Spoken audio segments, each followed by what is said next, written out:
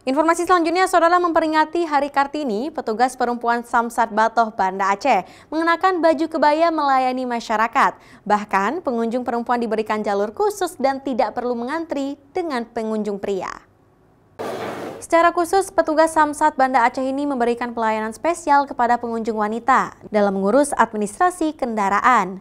Mengenakan kebaya, petugas wanita ikut merayakan Hari Kartini 21 April 2025. Mereka melayani pengunjung wanita dengan memberikan jalur khusus dengan menyediakan air mineral, serta tidak perlu mengantri dengan pengunjung laki-laki.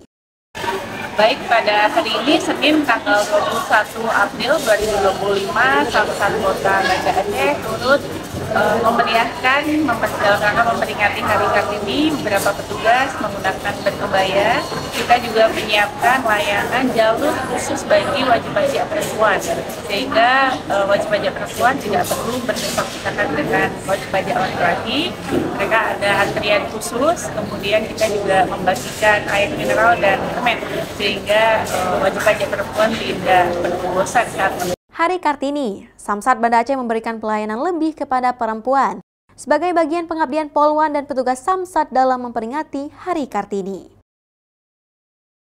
Musajab, Kompas TV, Banda Aceh.